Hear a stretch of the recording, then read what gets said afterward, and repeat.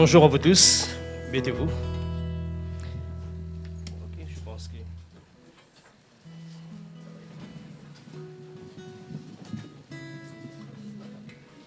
Alors, j'espère que vous allez bien, vous tous. Que vous êtes un peu tranquille, silence. Alors, bonjour encore une fois. Nous n'aurons pas, nous allons parler peut-être 45 minutes, juste pour vous donner la parole de Dieu. Ce matin, j'étais avec l'Église de l'Afrique du Sud. J'avais demandé à un autre pasteur d'apporter la parole de Dieu. Mais juste avant ça, j'avais demandé à quelqu'un de Namibie, l'un de mes fils, de lire une portion de la Bible et quelques versets. Et puis de nous donner ses pensées. Et vraiment, c'était intéressant ce qu'il avait lu ce matin. Et ça m'a touché. Je voudrais partager ça avec vous. Quelques minutes seulement. Il avait dit, il parlait de Joseph. Joseph, après la mort de son père, il avait dit à ses frères, « Approchez-vous de moi. » Et en disant cela, il avait aussi souligné que Dieu, ce n'est pas vous qui m'avez envoyé ici, mais c'est Dieu qui m'a envoyé. Déjà, il y a des pensées que vous pouvez connecter. Par exemple, approchez-vous de moi et je vous dirai pourquoi. Il a dit ça. Et puis, il a dit aussi, Dieu m'a envoyé, c'est déjà la grâce apostolique envoyée. Et puis, il a dit quelque chose d'intéressant. Il a dit, Dieu a fait de moi un père à Pharaon. Et nous savons l'histoire. L'histoire, c'est qu'il y avait la famine. Et puis les gens n'avaient plus rien à manger, pas seulement en Égypte, mais aussi dans tous les pays alentours.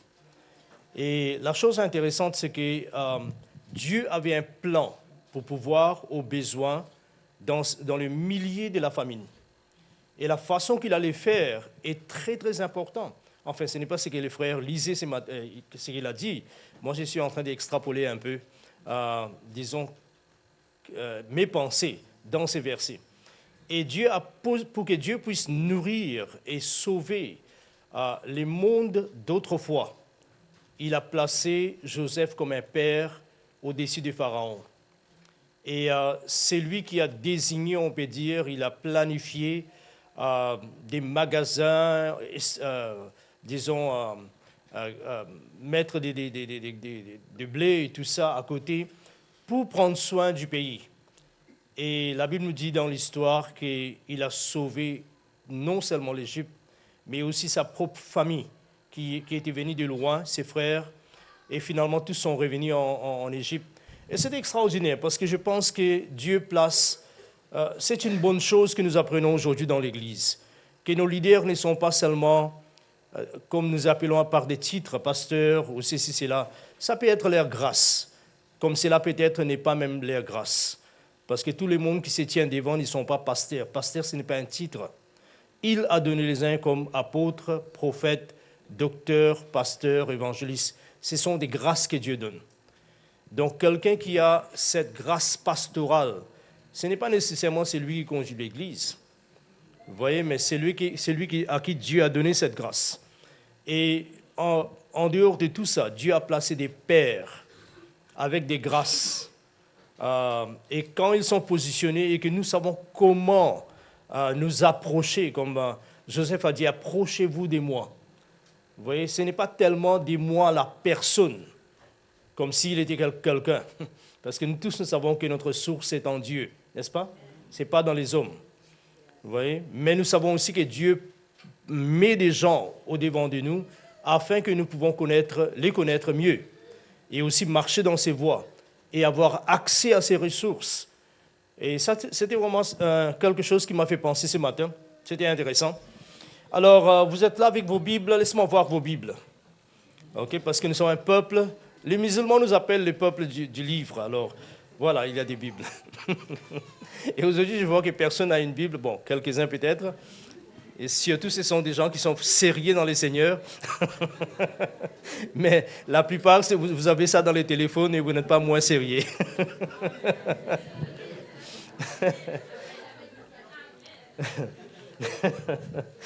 Ok. Vous savez, en anglais, nous avons cette histoire. Cet homme qui avait cette Bible, la grosse Bible, il marchait avec ça. Quelqu'un lui a dit, en anglais, je ne sais pas en français comment dire, il a dit, You can choke a donkey's head with this Bible. Tu peux étrangler une âne, une ânesse, avec cette Bible, parce que c'était tellement grand. Alors, très bien. Maintenant, je voudrais vous parler un peu, échanger un peu des pensées avec vous, la pensée de Dieu, sur ce qu'on appelle la mentalité globale de l'Église. La raison que je suis en train de parler sur ça, c'est parce que nous voulons quand même faire une différence ou créer un espace entre ce qu'on appelle l'Église, ce que nous appelons en anglais mainline church, c'est-à-dire l'Église institutionnelle. Vous voyez, là où on parle, les gens parlent, mais souvent des fois, il n'y en a pas des interactions personnelles avec Dieu. Donc il n'y a pas de changement, il n'y a pas ceci, il n'y a pas cela. Il n'y a pas des avancements spirituels. Enfin, souvent, on peut avoir un certain degré des grâces que Dieu peut nous donner, mais pas nécessairement dans tous les aspects de la vie. Alors, nous avons une mentalité de l'Église qui est, on peut dire, le paradigme de l'Église aujourd'hui, qui est différent de ce que Dieu est en train de créer. Et pour voir cette différence, je voudrais simplement aller dans l'Évangile avec Jésus-Christ, ça va? Notre Seigneur, et marcher avec lui, et vous pointer un peu quelque chose comme il marche. Okay? Comme il est en train de cheminer, nous pouvons voir quelques principes, et cela est très important. Alors, pour ne pas tarder, comme nous n'avons pas beaucoup de temps, ou perdre de temps, allons dans Matthieu chapitre 13, le verset 1 à 3. Matthieu chapitre 13, le verset 1 à 3. Alors, dans ces versets, Matthieu 13, le verset 1 à 3, il nous dit, ces jours-là, bon, je ne sais pas c'était quel jour, mais si vous lisez un peu le contenu de ces versets, vous allez découvrir que c'était un jour où Jésus n'avait aucune intention de faire quoi que ce soit. Intéressant, n'est-ce pas? Je n'ai jamais vu Jésus avoir un jour de congé dans son ministère. Mais ici, vous allez voir, ça c'est exactement ça. Alors, il nous dit, en ce jour-là, Jésus sortit de la maison et il s'est trouvé et alla s'asseoir au bord de la mer, au bord du lac. Qu'est-ce que vous voyez là? C'est comme si, aujourd'hui, vacances, mon ami. Vous voyez, on n'a pas grand-chose à faire. Verset 2. Autour de lui, la foule s'est rassembla et si nombreuse, je ne sais pas c'est quelle version ça. Je ne sais pas. Ben, nous allons continuer à lire la pensée là.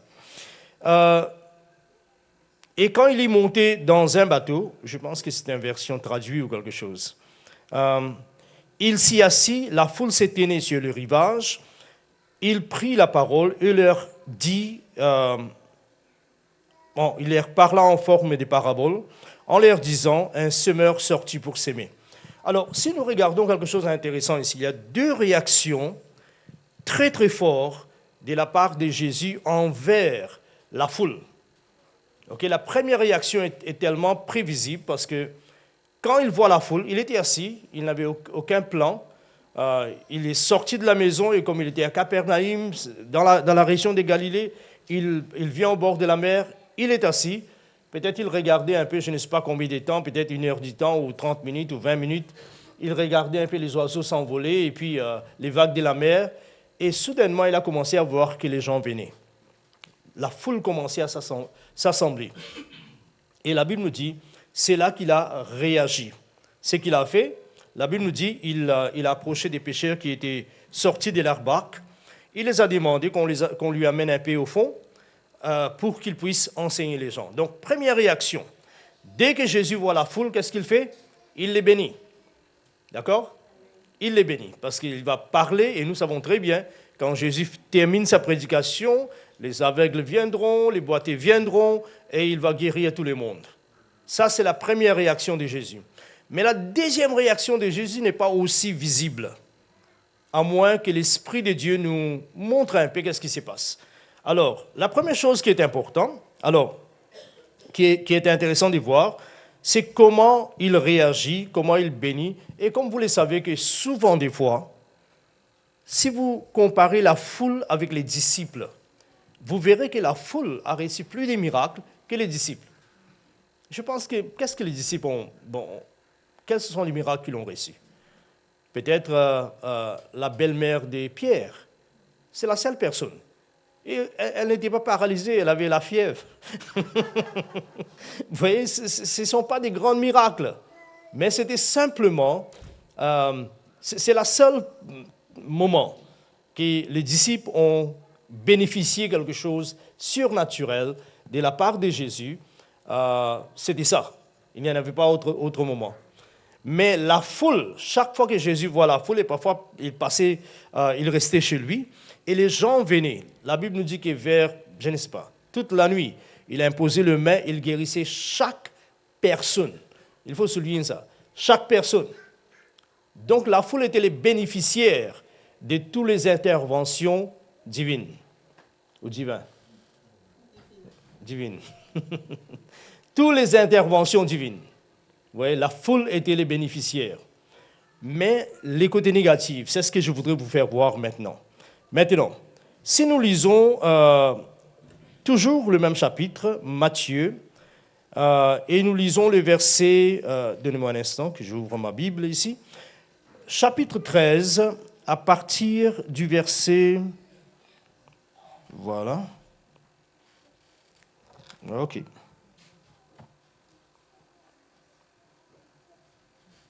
Matthieu chapitre 13, je pense que ça doit être le verset 10.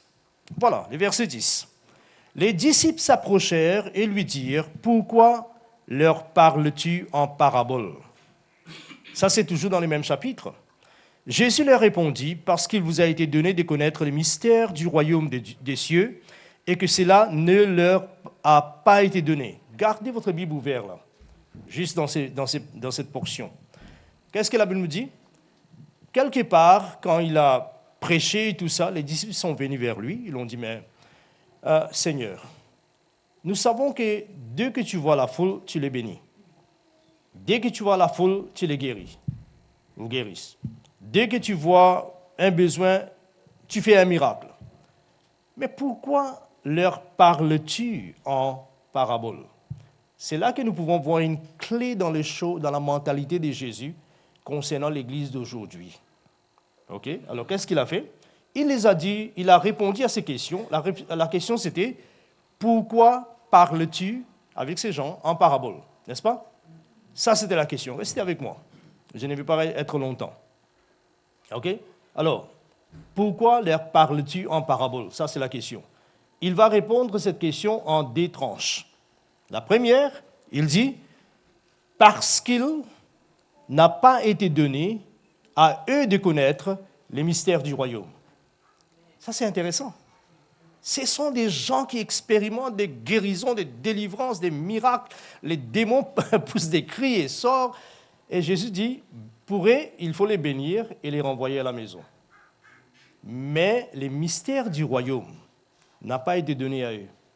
Parce que les disciples disent, mais écoutez, nous comprenons que tu les bénisses, mais tu parles une langue qui est compliquée et difficile. Ces gens-là, ils ne sauront pas comprendre. Et Jésus dit, ben, l'intention, c'est ça.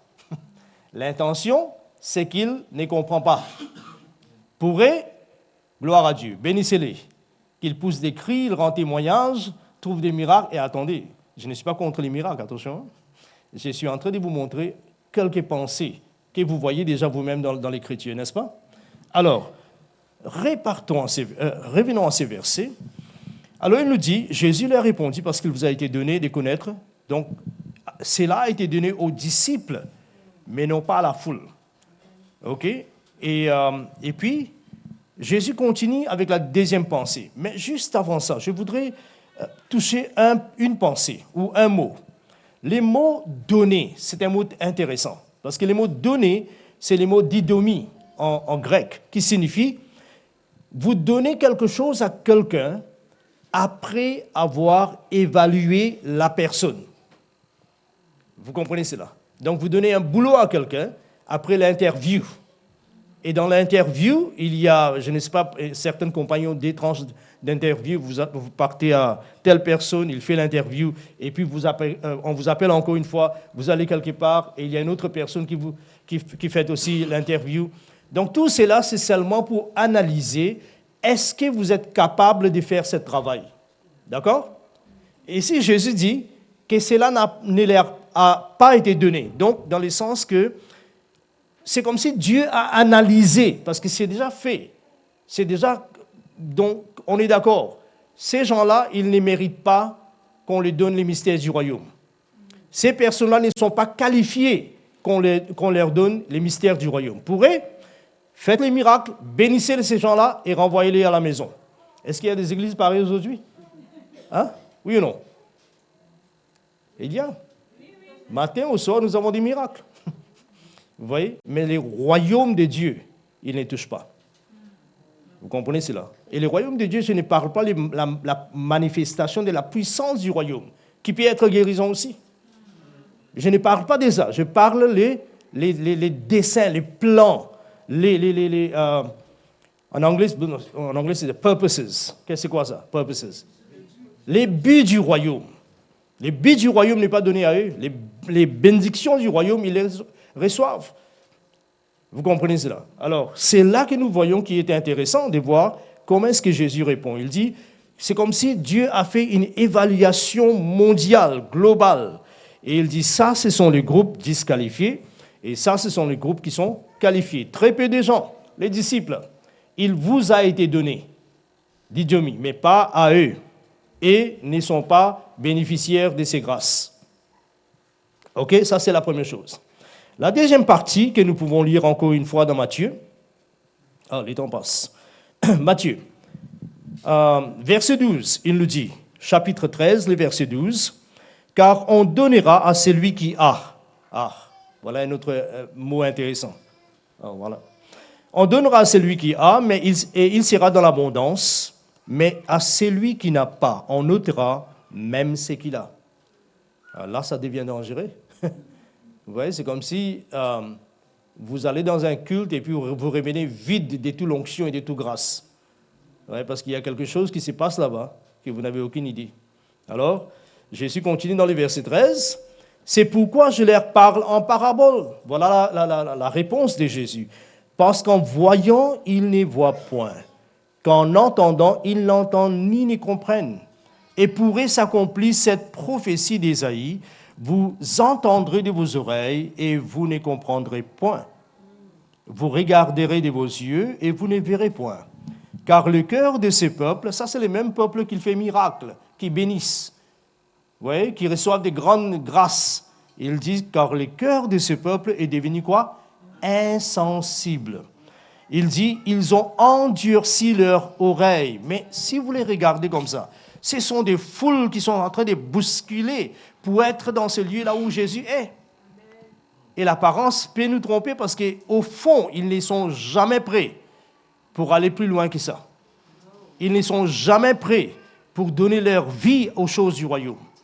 Tout ce qu'ils veulent, c'est la bénédiction. Et ça, c'est un problème. Vous voyez, aujourd'hui, 90% de l'Église dans le monde se trouve dans cette catégorie.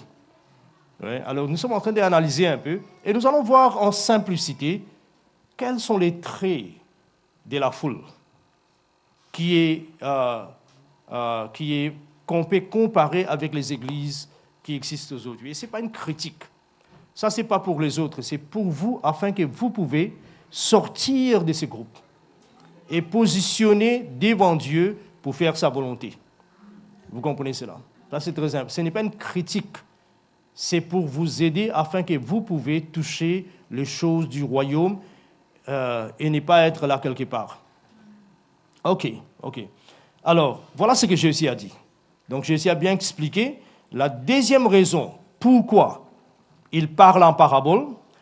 Il dit, parce que, premièrement, cela n'a pas été donné à ces personnes pour eux, mais deuxièmement, il dit que la parole qu'il libère, ça c'est intéressant, c'est que je voudrais vous pointer avant de continuer dans les choses un peu plus simples, ça c'est un peu compliqué, mais voilà ce que Jésus disait. Il disait que cette foule, ils ont dans l'apparence, ils ont tous les désirs, mais il y a des choses qui manquent en eux. En effet, il y a un endurcissement. Ils ont fermé leurs oreilles. Ils sont devenus insensibles. Et les choses que Jésus dit, qui est très très important, et je vais vous prévenir un peu de ça.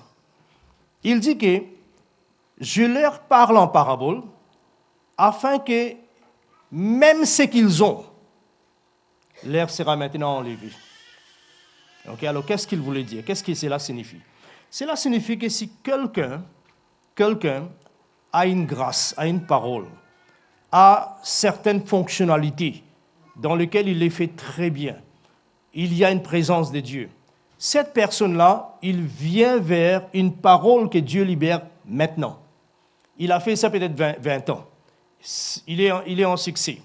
Mais quand il vient vers cette parole que Dieu donne aujourd'hui, et si son cœur, car à celui qui a, on donnera. Il n'a pas cette substance, il n'a pas cette capacité, il n'est pas qualifié.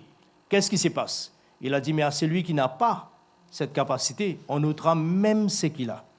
C'est-à-dire, l'homme répare. Il apparaît dans un exemple. Il apparaît dans son programme de télé. OK? Première semaine, ça va très bien. Un mois, ça va très bien. Mais avec le temps, les gens commenceront à avoir une diminution. Quelque chose est perdu depuis longtemps, mais qui commence à se manifester maintenant. Et avec le temps, ce sont des gens qui n'ont pas reçu la parole qui leur a été donnée maintenant. Écoutez, quand Jésus est mort, les pharisiens ont continué. N'est-ce pas? Combien d'années ils l'ont continué? Des années. Mais vers l'année 70, c'était la fin. Le temple est cassé, cassé par, c'était qui? Néron? Titus, oui. Et c'était fini. Ça a pris presque 40 ans après. Pourtant, Jésus avait déjà dit qu'il ne restera pas pierre sur pierre. Vous comprenez cela? Il y a des structures, des façons de vivre que quand Dieu quitte, parce que cette structure ne peut pas porter les desseins de Dieu. Comme résultat, ce qui se passe, avec le temps, ça disparaît. Ouais, regardez les catholiques. Ça fait 500 années pour que les catholiques sont là où ils sont maintenant. Vous voyez? Sans aucune conscience. Ils adorent les idoles. Pendant que Dieu a dit, tu ne prosterneras pas devant un idole. Vous voyez? Tout cela se passe. Ils ont fait des Marie la mère de Dieu. Vous voyez, toutes sortes des histoires. Ils croient que dès qu'ils prennent le pain et le vin, cette vin se transforme dans l'actuel corps de Jésus. Alors vous êtes en train de faire le cannibalisme. Non, c'est vrai, parce que c'est ce qu'ils croient. Ça, c'est leur doctrine. Mais ça, c'est commencé quand? Et Dieu avait dit un jour, il avait dit, allez regarder un peu à Shiloh. C'était un endroit là où Dieu a habité. Qu'est-ce que je viens de faire de cet endroit? Alors, ce que nous voyons dans ces versets, c'est deux conséquences qui s'attachent à la foule, à la mentalité de la foule. C'est pourquoi je demande aux croyants, écoutez, engagez-vous le cœur et l'âme avec Dieu. Amen. Ne soyez pas des spectateurs. Ces temps-là, on a toléré dans le passé. Dieu a toléré, mais maintenant, c'est l'heure d'aimer Dieu, d'avoir une vie avec Dieu, même à la maison. Amen. Et qui va s'ouvrir même dans les autres domaines de la vie. Comment est-ce que vous pouvez les servir? N'est-ce pas? Parce que rappelez-vous, ce n'est pas la peine de servir votre vie d'ici-bas et disparaître. Ce n'est pas le dessein de Dieu. Vous voyez, Jésus, c'est la meilleure des exemples. Il a dit, ma nourriture, c'est de faire la volonté de celui qui m'a envoyé. Ça, c'est la meilleure des exemples. Maintenant, qu'est-ce qui a fait, parce que je viens de vous dire tout à l'heure là, que c'est comme s'il y avait une analyse générale ou globale par laquelle Dieu a déjà dit que ces gens-là, ils sont disqualifiés. Quelles sont les choses qui les a disqualifiés? Alors, voyons un peu. Alors, nous allons lire plusieurs versets, environ 5 ou 6 ou 7 peut-être, et puis dans les 20-25 minutes, nous allons terminer. Donc, premièrement, lisons un peu dans Matthieu chapitre 5, le verset 1. Matthieu 5, le verset 1. Alors, ça, ce sont les choses très, très simples que nous allons parler maintenant. Dans le verset 1, il nous dit, « Jésus, voyant ces foules, monta, ou voyant la foule, monta sur une colline. » Je pense que c'est mal traduit, je ne sais pas quoi. « Il s'assit ses disciples rassemblèrent autour de lui et il s'est mis à les enseigner. Qu'est-ce qui se passe ici? Ça, c'est Matthieu chapitre 5. Okay? La Bible nous dit, dès que Jésus a vu la foule, il a pris les chemins du montagne. Pourquoi ça? Parce que cette action de Jésus va révéler une défaillance intérieure dans le cœur de la foule. C'est quoi ça? La foule ne se donne pas dans des choses difficiles. Ils n'ont pas un esprit sacrificiel. Ils ne sont pas entièrement Dieu. Alors, qu'est-ce qui se passe? Jésus monte et la foule reste. Ça, c'est intéressant, n'est-ce pas? Il reste. Et les disciples les suivirent. Vous voyez ça? Ce n'est pas la foule qui l'a suivi. C'était seulement les 12 disciples qui ont suivi Jésus. Et Jésus, maintenant, dans les chapitres 5, 6, 7, il va rester toujours là. Et c'est là qu'il nous enseigne sur les béatitudes et tout autre chose, n'est-ce pas? C'est-à-dire la constitution du royaume de Dieu. Et puis, lisons maintenant dans chapitre 8, le verset 1. Matthieu 8, 1. Alors, nous sommes en train de voir ou analyser pourquoi la mentalité de la foule, qui est aujourd'hui la mentalité de l'Église, pourquoi il a été rejeté. Okay? La première, c'est que nous voyons ici, dès que Jésus voit la foule, il prend la direction de la montagne. Il monte. Maintenant, dans le chapitre 8, le verset 1, il nous dit, quand Jésus descendit de la montagne, ça c'est après avoir enseigné dans 3 chapitres, il descendit de la montagne. Une foule nombreuse les suivit. Waouh! Vous voyez ça? Est-ce que vous avez vu ça? Ça, c'est votre Bible, n'est-ce pas? Jésus regarde la foule, il monte, et il regarde à l'arrière, personne ne le suit, si ce n'est que les disciples. Il enseigne 3 chapitres. Dès qu'il descend, la foule qui restait là, ah, voilà, il descend. Mais pourquoi vous n'êtes pas monté? Ça, c'est la question. Vous voyez? Mais dès que Jésus descend, la foule les suivit. Une grande foule les suivit. Donc, la chose en est que la foule n'a pas... Il ne paye pas les prix pour les choses de Dieu. Vous voyez, pourrait les efforts, aller faire ceci, mais ça, ce sont des choses qui n'est pas pour eux. Il y a même des gens qui disent, mais moi, je donne la dîme à mon église, c'est le pasteur qui doit faire le travail. Je lui paye. Non, non. Nous tous, nous devons témoigner de notre foi. Nous tous, nous devons, écoutez, être fonctionnels. Voilà. La deuxième faiblesse ou faute que la foule a, voyons un peu.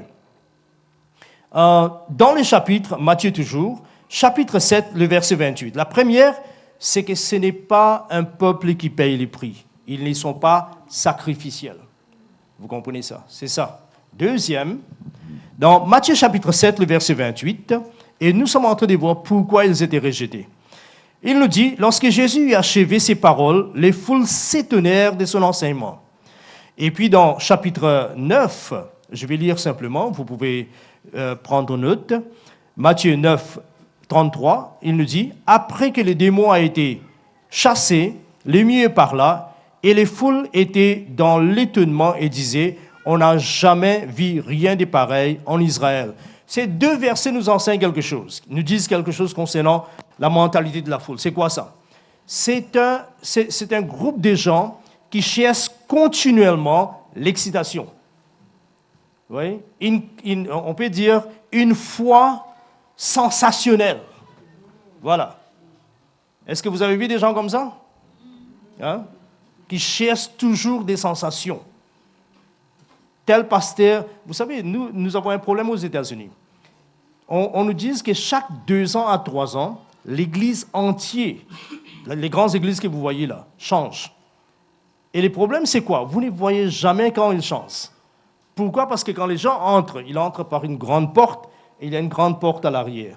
Donc, il y a des gens qui entrent et qui continuent à sortir, les autres continuent à entrer et vous verrez la foule. Vous dites, quelle belle église. Mais en effet, les gens qui étaient là 2 ans de cela ne sont plus là. Intéressant. Pourquoi? Parce que c'est un problème, comment dirais-je, qui a empêché que le royaume de Dieu s'avance. Vous ne pouvez pas avoir une nouvelle église chaque année. Parce que vous devez les bâtir. Nous devons bâtir des relations, devenir une communauté, trouver notre place. Mais tout cela n'est pas quelque chose que vous pouvez faire peut-être dans une année ou quelques mois. Nous devons trouver notre maison. Est-ce que vous avez trouvé votre maison? Nous devons trouver notre maison. Nous devons trouver notre emplacement, là où nous pouvons produire les royaumes de Dieu, comme tous les tribus. Tous les tribus avaient trouvé leur endroit, là où ils pouvaient s'aimer, récolter, transpirer, avoir la récompense. Vous comprenez cela? Ça, c'est très, très important. Maintenant, la deuxième chose que nous voyons, troisième, dans ces versets, deuxième, c'est quoi? C'est une recherche continuelle d'excitation et une foi sensationnelle. Gardez-vous de ça. Okay? Parfois, vous devez être borné. Il n'y a rien à faire.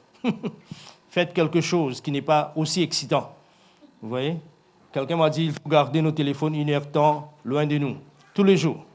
Parce que toutes ces choses qui nous saisissent, bon, je ne vais pas aller là, mais toutes les choses qui nous saisissent comme ça, c'est dangereux. Maintenant, troisième pensée, troisième principe que nous voyons ici. Dans ces versets que nous venons de lire, la Bible nous dit que quand les muets a parlé, quand Jésus a chassé un démon, les muets a parlé et la foule était dans l'étonnement, ils étaient dépassés. Vous voyez? Et il disait, c'est ce que je voulais souligner, cette partie-là. On n'a jamais rien vu de pareil en Israël. Vous savez, en effet, dans le langage original, qu'est-ce que cela signifie? C'est comme s'ils ont pris, depuis la création du monde, tous les prophètes, peut-être des Moïse et tous les autres, jusqu'à Élisée, Élie et toutes les autres personnes, et on met Jésus juste à côté pour voir, est-ce que ces personnes-là peuvent se comparer avec Jésus? En Israël, depuis que Israël est une nation, on n'a jamais vu quelque chose de pareil. Ce sont des gens qui comparent quoi? L'onction. Est-ce que vous avez vu les gens? Moi, je vais partir à telle église, parce que là-bas, il y a l'onction. Le problème, c'est que est-ce que Dieu vous a envoyé là? Laissez-moi vous dire un secret. Le secret, c'est ceci. Quand Dieu vous place quelque part dans une communauté, il a aussi pourvu un leader et la grâce au-dedans de sa vie qui est compatible avec votre besoin. Vous comprenez cela, avec votre développement. Vous allez s'asseoir n'importe où ça, vous restez le même. Mais là où Dieu vous place, votre placement, regardez ma main. OK? Les doigts sont bien placés. Mais si, disons, moi, je préfère que celle-là, doit être ici. Peut-être Dieu dit, OK, ça va, on peut placer les doigts ici. Mais est-ce que ce sera fonctionnel? Quelle sera la fonction de mon doigt ici? Rien. Parce que c'est mal placé. Il y a beaucoup de gens qui sont mal placés dans des églises. Ils vont dans ces églises parce qu'il y a l'excitation. Mais ils ne regardent pas, est-ce que vraiment ma vie se développe? Est-ce qu'il y a quelque chose qui se change dans ma vie? Vous voyez? Et si ces choses ne sont pas là, là nous sommes en train de gaspiller les dents. Ça va? Donc ça, c'est la troisième chose que nous voyons. OK? Une comparaison de l'onction. Les gens comparent. Qui est plus loin? Ça, c'est l'église que je vais aller. Je me souviens, j'ai parlé je lis une histoire là, de notre temps, là où un pasteur a déplacé son église, je ne dirai pas les noms, mais de quelque part jusqu'à Dallas. OK? Dans 2 semaines, il avait 20 000 personnes. Le problème que nous voyons dans 2 semaines 20 000 personnes, mais ça c'est extraordinaire. Le grand problème, c'est qu'il y avait environ 86 églises qui étaient fermées. Vous voyez, ce qui s'est passé là, c'est la cause de la mentalité de la foule. Vous voyez, parce que toutes les autres églises qui n'ont plus de gens, les pasteurs maintenant doivent chercher un boulot. Vous voyez, libérer les secrétaires et tout ça, c'était dû à une mentalité de la foule. Parce que les gens sont immatures. Et nous sommes matures, n'est-ce pas? Nous devons être matures, c'est très important. Quatrième pensée, quatrième principe. La Bible nous dit dans Matthieu 14, le verset 19. Matthieu 14, 19. Encore une fois, je répète ça souvent, plusieurs fois là, nous sommes en train de voir comment est-ce que Dieu a analysé pour que la foule soit rejetée. D'accord? Il ne leur a pas été donné. Alors, le verset 19, il nous dit, « Il ordonna à la foule de s'asseoir sur l'herbe, puis il prit les 5 pains et les 2 poissons, il leva les yeux, vers le ciel et prononça la prière des bénédictions. Ensuite, il partagea les pains et les donna aux disciples qui les distribuèrent à la foule. Bon, ça, il n'y a rien de mauvais dedans. Nous voyons que Jésus, quand il a vu la foule, ils étaient là 3 jours, et puis Jésus a dit, bon, mais donnez-les à manger vous-même. Il les a fait s'asseoir, il a multiplié les pains et les poissons, il a donné dans la main des disciples, et ils ont donné tout ça. Mais les problèmes que je vis dedans, c'est ça. C'est que là, quand le peuple de Dieu est la foule, nous aurons toujours besoin des médiateurs. Vous savez, médiateur, c'est quoi? Ouais, des médiateurs. Par exemple, dans le système catholique, si vous avez péché, vous allez confesser vos péchés à un homme. Ça, c'est un médiateur. Vous devez passer par un homme. Ce n'est pas le leadership. Le leadership, c'est de vous conduire. Mais la différence, l'opposé, c'est quoi? Si votre enfant est malade et vous avez besoin de quelqu'un ou un pour prier pour lui, là, ça devient un problème. Vous comprenez cela? Là, parce que les systèmes que nous avons aujourd'hui, nous avons des grands personnages. Des personnages sans aucune réserve, je peux dire, ils ont une onction, une grâce de guérir, ou ceci, c'est là. Mais seulement, ces gens-là n'arrivent jamais à entraîner les autres ou le peuple de Dieu à exercer également ces grâces. Parce que quand Jésus partait, qu'est-ce qu'il a dit? Il a dit, en mon nom, ils imposeront les mains sur les malades et les malades seront guéris. Est-ce qu'il a dit c'est les pasteurs qui feront ça? Les grands serviteurs de Dieu qui feront ça? Ce n'est pas un grand problème s'il y a des gens qui sont malades, les pasteurs. La Bible nous enseigne que les anciens doivent aller les prier pour eux, n'est-ce pas? Ça, c'est clair. Mais seulement quand nous sommes entièrement dépendants sur des hommes pour aller vers Dieu, ça devient un problème. Vous voyez, c'est un esprit colonial. Non, c'est vrai. Ça existe dans l'Église. Vous voyez, c'est comme si toi, tu ne peux pas faire ça, tu dois passer par moi. Et souvent, les psychologues deviennent comme ça un peu, n'est-ce pas? Vous ne pouvez pas gérer la vie, vous devez toujours aller les voir et les payer sérieusement. Vous voyez, tout système qui est comme ça n'est pas de Dieu. Parce que nous devons être conduits par des leaders, mais aussi avoir accès en tout temps avec Dieu. Vivre sous le ciel ouvert. La Bible nous dit quand Jésus est sorti du baptême, qu'est-ce qui s'est passé? Le ciel s'ouvrit. C'est là que vous entendez la voix de Dieu dans votre vie tous les jours, quand le ciel s'ouvre et que vous vivez. Dieu avait dit à Israël, si tu pèches, le ciel deviendra bronze, fermé, bloqué, dur. Mais nous sommes là maintenant pour vivre sous le ciel ouvert. Vous voyez, cela signifie avoir une relation personnelle avec Dieu. Quoique dans une église, nous sommes conduits par les leaders. Vous voyez? Ça, c'est très, très important. Alors, nous devons vraiment casser toute cette histoire de ce que nous appelons l'esprit des médiateurs. Là-bas, nous avions prêtres, ici, nous avons pasteurs. Là-bas, nous avions je ne sais pas qui, ici, nous avons des prophètes qui apportent des délivrances. Ouais. Alors, tout le temps, dès que vous avez un problème, un ennui, vous n'arrivez pas à dormir, allez voir les prophètes. Ouais. Ça, ce sont des anti-bibliques, des concepts anti-bibliques qui vont empêcher les gens à grandir. OK? On est ensemble? J'ai 5 minutes. OK? Je n'ai pas 6 minutes, je pense. Alors, cette philosophie, vous savez, cette philosophie, c'est quoi? C'est comme ça. Je ne suis pas fort, mais parce que toi, tu es faible, moi, je suis fort. Est-ce que vous comprenez ça? Hein? Ce n'est pas comme si je suis trop loin, mais comme toi, tu n'es pas loin. Moi, je suis loin. Oui, ça, c'est l'esprit colonial qui existe dans l'Église. Nous devons vraiment enseigner les gens comment prier pour eux-mêmes, comment exercer la foi, comment grandir, comment prier pour nos voisins. C'est important, parce que vous êtes la lumière du monde. OK? Très, très important. Maintenant, cinquième pensée, cinquième analyse de cette mentalité de la foule. Jésus a dit, on vous a été donné, mais pas à eux. Ils sont disqualifiés. Ils ne sont pas tombés dans les côtés d'Idomie. Ils sont disqualifiés.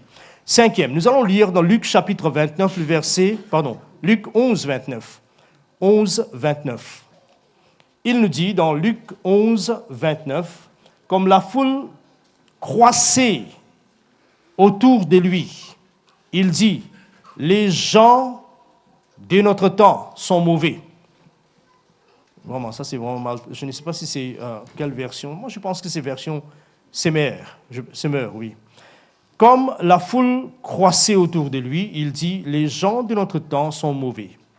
Ils réclament un signe miraculeux. Un signe, il ne leur en sera pas accordé d'autre que celui de Jonas. Qu'est-ce que nous voyons ici?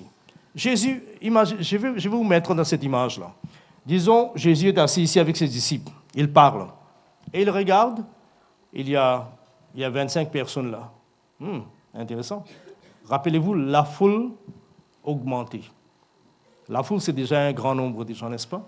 Mais la foule commençait à augmenter. Là, c'est une église qui grandit là. Ça doit être dans les journaux demain. Grand réveil se trouve au ciel. Un exemple. Alors, il continue à parler, il regarde, il y a 200 personnes. Il dit, intéressant, la foule augmente. Il continue, il y a 800 personnes. C'est là qu'il dit à ses disciples, il dit, vous voyez cette génération? Ça, c'est littéralement. Vous voyez cette génération? C'est une génération méchante. Et le mot méchant signifie aveugle. Intéressant. Ils sont aveugles. Vous voyez? Ils sont méchantes. Et puis il dit ceci. Il dit, ils cherchent quoi? Ce n'est pas comme s'ils sont venus, ils l'ont dit, mais nous sommes venus chercher un miracle. Non, ils cherchent un signe. Ils sont en train de chercher le surnaturel. Donc cette recherche elle-même est mauvaise. Au lieu de chercher Dieu, ils cherchent un miracle. Est-ce que vous voyez les problèmes qu'il y a? Ils cherchent un signe. Et moi, je vous dis, Jésus dit, il n'y aura pas de signe qui leur sera donné. Sinon, celle de Jonas, c'était quoi? Il est resté 3 jours et 3 nuits dans les ventres du poisson. De même, moi, je serai dans les ventres de la terre. C'est comme si à la fin de son ministère, elle dit, non, ça suffit, trop de miracles, trop des histoires, alors maintenant, non plus. Et encore une fois, moi, je crois que tout ce que Dieu fait, chaque réponse à la prière, c'est un miracle. N'est-ce pas? Quand vous êtes malade, priez que Dieu agit, qu'il intervienne. Parce que nous croyons ça. Mais seulement ce que nous ne croyons pas, c'est que toute notre émulation, c'est-à-dire la chose qui nous tire, qui nous incline dans une direction, si tout cela est de chercher un miracle, là nous avons un problème. N'est-ce pas? Là nous avons un problème. Alors, ils cherchent un miracle. Alors, les mots méchants signifient simplement une génération aveugle ou déformée. C'est-à-dire leur structure à l'intérieur, leur forme est mal conçue, est mal formée. Et ça, c'est vraiment sérieux. Maintenant, ça, c'est la mentalité de la foule. La mentalité de la foule, ils sont dans la recherche du surnaturel. Lisons aussi une ou deux versets encore, je suis en train de dépêcher un peu. Nous avons des gens, nous allons donner des diplômes aux oignons, livrer des diplômes. Ah, ça serait intéressant, n'est-ce pas? Dans tous les personnes qui ont terminé. Où sont-ils? OK. Luc chapitre 14, les versets 25 à 28. Luc 14, 25 à 28. Il nous dit, comme des grandes foules accompagnaient Jésus, il se retourna vers ceux qui les suivaient et dit, si quelqu'un vient à moi et n'est pas prêt à renoncer à son père, sa mère, sa femme, ses enfants, ses frères et ses sœurs, et même sa propre vie, il ne peut être mon disciple. Celui qui ne porte pas sa croix et qui ne me suit pas ne peut être mon disciple. En effet, si quelqu'un de vous veut bâtir une tour, est-ce qu'il ne prend pas d'abord le temps de s'asseoir pour calculer ce qu'elle lui coûtera et de vérifier s'il a les moyens de mener son entreprise en bonne fin? Alors, nous voyons la chose qui est intéressante. Souvent, nous utilisons ces versets pour parler d'autres choses, de nos vies. Nous disons que, écoutez, ce que Jésus a enseigné, il faut calculer vraiment avant de commencer un projet. Okay? Si nous avons assez de, je ne sais pas, toutes les ressources, ou nous sommes assez disposés pour continuer jusqu'à la fin. Mais en effet, Jésus ne parlait pas de ça. Jésus disait, écoutez, si il a vu une grande foule qui les suivait, Il s'arrête, il dit restez là. Il a pris un bâton, il a fait une ligne. Il a dit maintenant, si vous sautez de ce côté, il y a un groupe de gens qui peut faire ça. Il dit si vous ne renoncez pas, et il a donné une liste, hein, tout ce que vous aimez, tout ce qui occupe des endroits émotionnels, des places émotionnelles dans vos cœurs. Si vous ne les mettez pas en deuxième place, là, vous ne pouvez plus me suivre. Et rappelez-vous, ce n'est pas comme si je suis en train d'être compliqué. Si quelqu'un parmi vous veut bâtir un tour, il doit regarder s'il peut terminer. Moi, je suis en train de bâtir quelque chose ici. Vous comprenez cela? Alors, pour que vous soyez dans la même ligne avec moi, voilà ce que vous devez faire. Et si nous regardons ce que Jésus demandait à ces personnes, c'est un réajustement de nos priorités. Vous voyez? Analysez la vie en entier et regardez tous ceux qui sont au devant de vous. Dieu doit arriver, être le premier dans la vie. Vous voyez, sa parole doit dicter nos actions, nos projets, nos pensées. Je sais qu'il y a beaucoup de chrétiens, ils désignent leur futur. Pas désigner, design. Hein? Design, hein? Dessin, pas dessin. Design. Ils sont en train eux-mêmes, ils sont l'architecte de leur futur. N'est-ce pas? Vous voyez, avant de dire à vos enfants, toi, deviens un médecin, parce qu'il y a assez de l'argent dedans, et la vie est bonne. Avant de faire ça, vous devez dire, Dieu, qu'est-ce que tu veux que cet enfant soit? Vous comprenez cela? Ce n'est pas faire votre vie vous-même. Et après, vous dites à Dieu, bénis la vie. N'est-ce pas? Il y a beaucoup de gens qui font ça. Ils planifient toute la vie et puis ils disent, Seigneur, bénis la vie. Mais Dieu vous a créé pour une raison. Et cette raison, c'est la chose qui dicte comment vous allez planifier la vie. Ok? Ça, c'est très, très important. C'est pourquoi Jésus a dit, écoutez, faisons quelque chose de stratégique ici. Moi, je suis en train de bâtir un royaume. Vous me suivez. Voilà, je vous dirai un peu quelles sont les qualifications. Renoncez ça, mettez ça en deuxième place. Et souvent, dans certaines versets, il nous dit, la personne doit haïr son père. Ce n'est pas haïr. Vous voyez, les mots haïr là-bas, simplement, l'essence même signifie de mettre en deuxième place. Vous comprenez cela? Retirez de votre priorité premier. Mettez-le au A. Retirez des A, mettez-le au B. Ouais, c'est ce que Dieu disait. Et si nous faisons comme ça, nous serons agréables à Dieu. La grâce de Dieu sera dans notre vie. Et 6e verset, nous allons lire un peu encore. Donc, sixième pensée, ce que je viens de vous donner, c'est une réconfiguration et un ajustement de toutes nos priorités. Toutes nos priorités. Commencez à penser à ça. Les choses les plus simples. Choisir un boulot, choisir entrer dans un mariage. Tout cela. Vous voyez, il y a certains éléments. Dans un mariage, peut-être la beauté de la fille ou du garçon peut être une influence. Ou sa voiture. Il y a des gens qui regardent la voiture. Ah bon, ça c'est une belle voiture.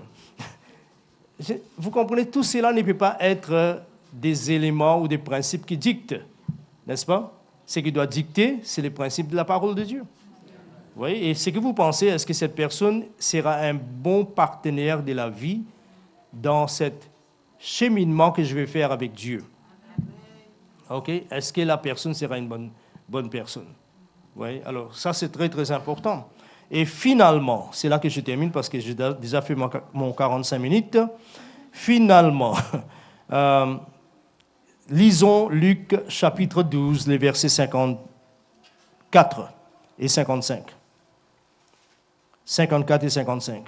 Alors, ce verset nous dit, Luc 12, « Puis s'adressant de nouveau à la foule, Jésus reprit, il dit, « Quand vous voyez apparaître un nuage du côté de l'ouest, vous dites aussitôt, il va pleuvoir, et c'est ce qui arrive. Quand le vent du sud se met à souffler, vous dites, il fera très chaud, et c'est ce qui arrive. Et vous savez discerner l'aspect du ciel. » Et il parlait avec la foule. Mais vous ne savez pas discerner les signes des temps. C'est-à-dire, c'est la foule, l'une des raisons qu'ils étaient disqualifiés, c'est parce qu'ils marchent, ils ne savent pas dans quel temps ils sont en train de vivre. Vous comprenez cela? Ils ne savent pas. Ils n'ont aucun discernement du temps. Et L'effet de cette ignorance, c'est quoi? Leur vie n'est pas ordonnée, n'est pas compatible à ce que Dieu est en train de faire. Parce que si vous ne savez pas, c'est l'hiver, vous n'allez pas habiller comme avec des vêtements de l'hiver, n'est-ce pas? Et les problèmes, c'est quoi? Voilà. Ouais. Alors, si vous discernez les temps, vous saurez comment se comporter. Parce que le discernement du temps, dans un sens, réarrange la vie que nous avons. Ça, c'est très important. Alors, je viens de vous donner quelques pensées que je vais répéter dans une minute. Premièrement, la mentalité de la foule, c'est d'être émerveillé toujours. Vous voyez? C'est rappelez-vous que Jésus, quand il a regardé la foule, ce sont des gens qui ne veulent pas faire des sacrifices pour monter à la montagne. Ça, ce n'est pas notre affaire. Nous allons attendre Jésus en bas ici. Et puis, deuxièmement, une église qui cherche à être émerveillée, fascination, sensationnelle. Et puis, troisièmement, c'est une église qui compare l'onction, qui est en train de charnellement évaluer les hommes de Dieu ou les autres personnes. Quatrièmement, ils ont toujours besoin de l'aide des médiateurs. Des médiateurs. Il doit passer par quelqu'un pour atteindre ou aller jusqu'à Dieu. Et cinquièmement, ce sont des gens aveugles, déformés. Leur recherche est mauvaise. Ce qu'ils cherchent est mauvais. C'est l'énergie qui les pousse à aller dans certaines directions est mauvaise. Et sixièmement, la foule a besoin, et ce ne sont pas de la foule, une réconfiguration et ajustement de toutes nos priorités. Amen. Est-ce que c'est clair? Simple, non? Voilà, que Dieu bénisse.